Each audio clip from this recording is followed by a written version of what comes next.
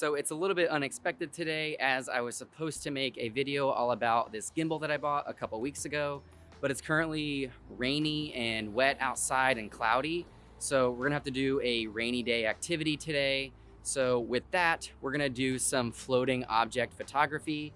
Now I've done this in the past where I had a card that was on fire floating in my hand, and I posted that to Instagram like 2 years ago. So we're way overdue for floating object photography. So I figured I'll take you guys along with me and I'll do a tutorial on how to do floating object photography. So that's what we're doing today. I'm currently walking to the store to get a deck of cards and some fishing line and stuff that I would need to accomplish this. Hang on, I'm crossing the street. I want to get hit by a car, hello. So that's what we're doing today. And I brought my camera bag with me because the ground's wet and I want to play with some reflections that I would find on the street or anything like that. Mainly to step up my Instagram game. I'm really trying to make sure I take more photos and make my grid a little bit more dark and moody. So if you want to check out my Instagram, I'm gonna link it in the video somewhere and you'll be able to see what I'm up to and see what kind of photos I'm taking. But that's what we're doing today. We're gonna do the walk to the store. We're gonna get the materials and then we're going to go home and do the tutorial on how to do floating object photography. So that's what we have in store. So bear with me today. It's a little bit unexpected, but I think it'll be a good video. So, and hopefully we can all learn something, right? That's what it's all about.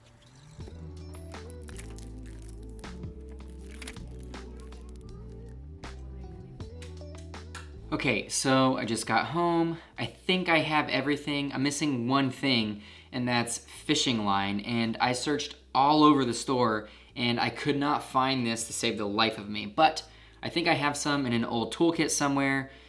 Being a filmmaker, you kind of just have an assortment of random things from old shoots. So I think I have some, so just hang on one sec. Ah, yes. I think this is the one.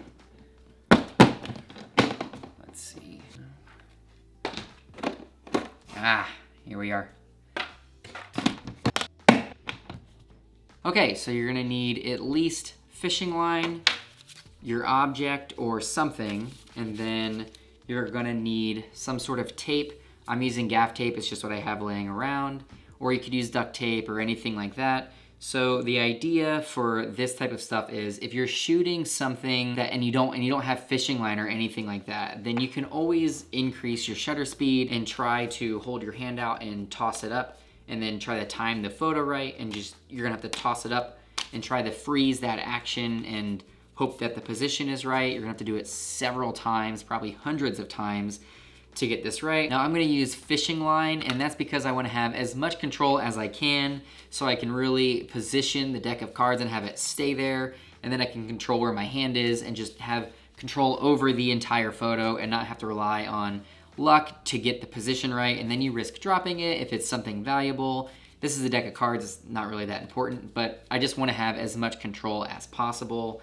And then obviously you need the tape, so you can tape the fishing line probably to this deck of cards, or you can tie your fishing line to something.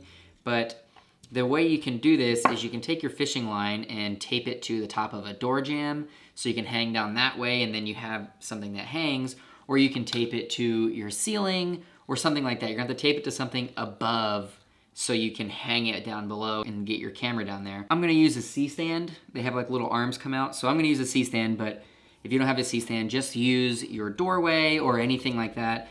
It'll accomplish the same thing. I'm just shooting in the middle of a room and I don't wanna tape something to the ceiling because it's way up there and I don't have a ladder. So I'm gonna use this C-stand and hopefully get the position that I want. So I guess we'll just set up and see how this goes.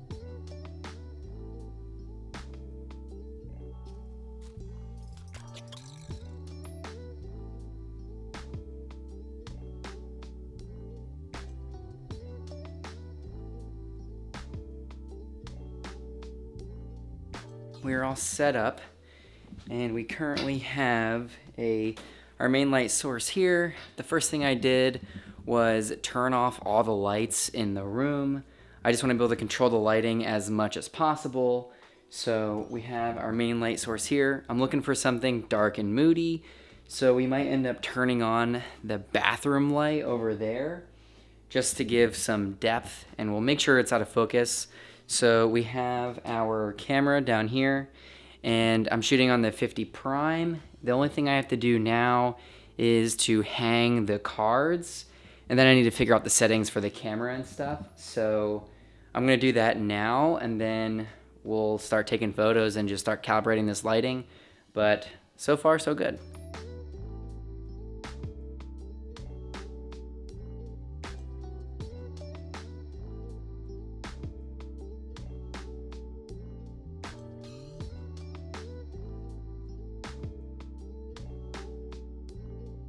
All right, after several trial and error, I finally got the box hanging the way I want, and I realized that I can take the cards out of the box and then just run the fishing line through the box, so that way the weight of the cards isn't on the box and on the fishing line, and then I can adjust the angle of the box with my C-stand arm because the fishing line is running through the box on each corner. So let me show you what that looks like.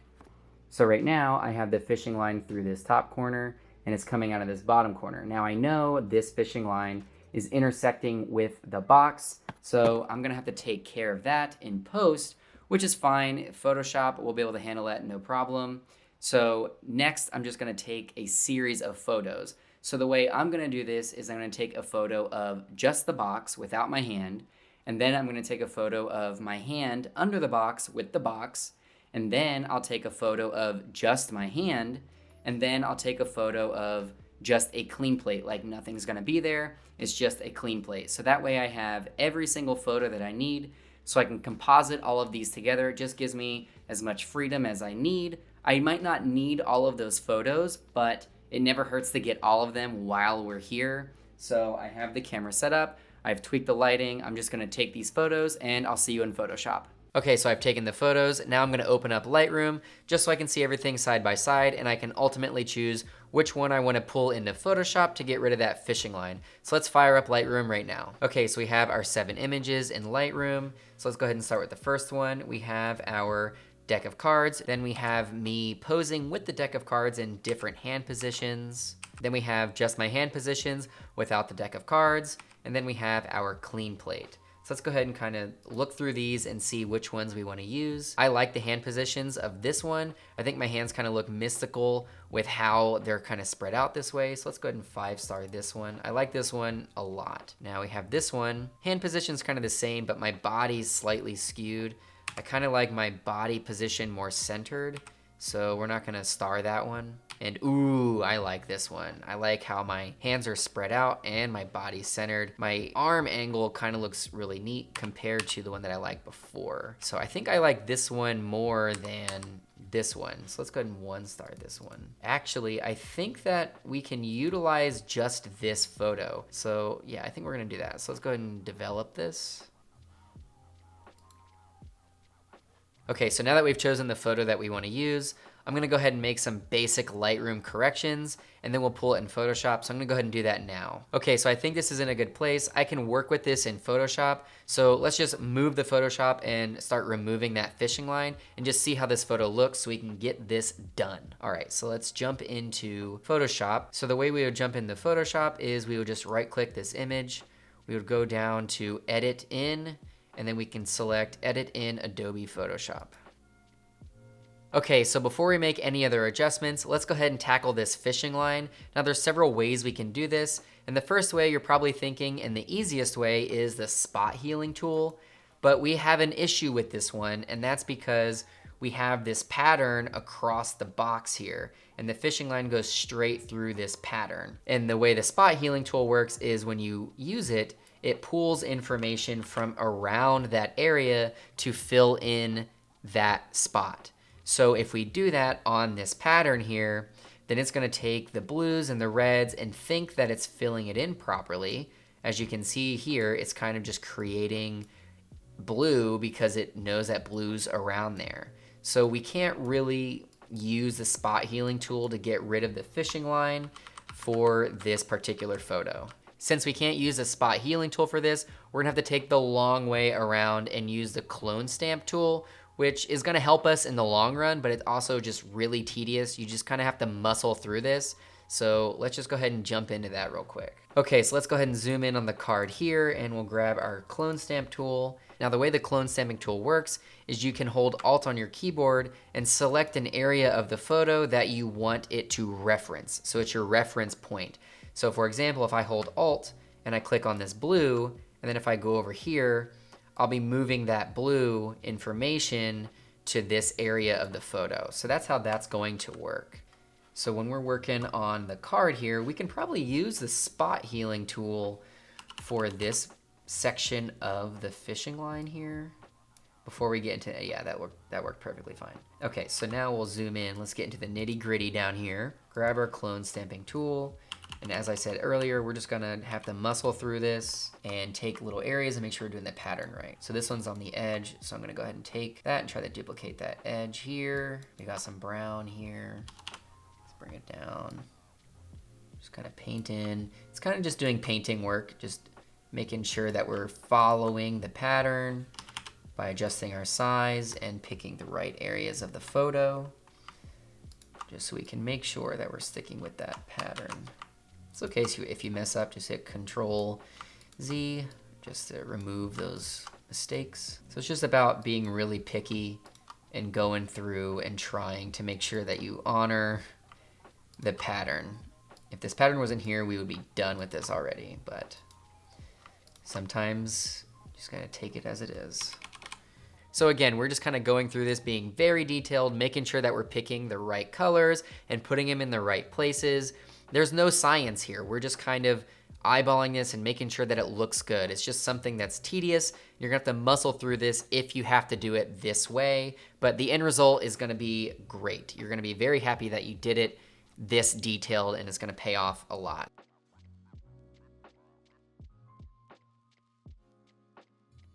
Sometimes it helps to zoom out a little bit just so you can get a better perspective. Like, we can kind of lose ourselves when we're down close into this. So it's best to zoom out sometimes so we can make sure that we're accomplishing our overall goal, and that's to make the image look flawless.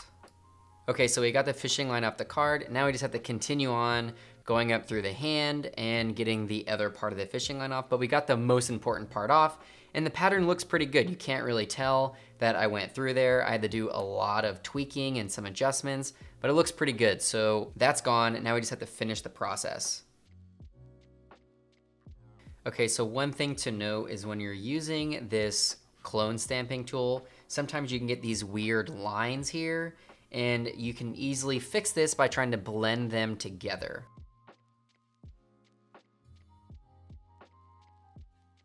So there you have it. That's how you remove a fishing line from a photo. We had to take the long way around and use the clone stamp tool. If we were able to use the spot healing tool, this would have gone by so much faster, but we had that pattern that we had to deal with. So the clone stamping tool is really the only way we were gonna do this effectively and get the result that we wanted. Now there are several things that I wanna do to this photo, just a few tweaks here and there, so check back in a minute when those are done. Okay, so I've made all the adjustments that I want, and that's pretty much it. We are done with this photo, and now if we really wanna see how far we've come, we can take these layers, we can group them, and now we can see a before and an after. So we've come a long way with this photo, and it's just magic. Look at all that fishing line. All that fishing line that's there is now gone, and this photo looks pretty good. I am very happy with this. I'm ready to post this on Instagram. So that wraps up our rainy day photo. Hopefully I was able to teach you something, whether that's how you should go about shooting floating object photography, or if I just taught you how to use the spot healing tool or the clone stamp tool so you can remove objects from your photo. As long as you've learned something, then I've done my job with this video. If you wanna know how I edited the rest of this photo after the fishing line removal, let me know in the comments below. Maybe I'll make a whole video about it, but I'm definitely gonna be posting this photo to Instagram, so feel free to check me out there. That's all I really got for today. So as always, like and subscribe for more content like this. Skiddly bop that bell to be notified when I post another video. Thanks for joining me today, and I'll see you in the next one.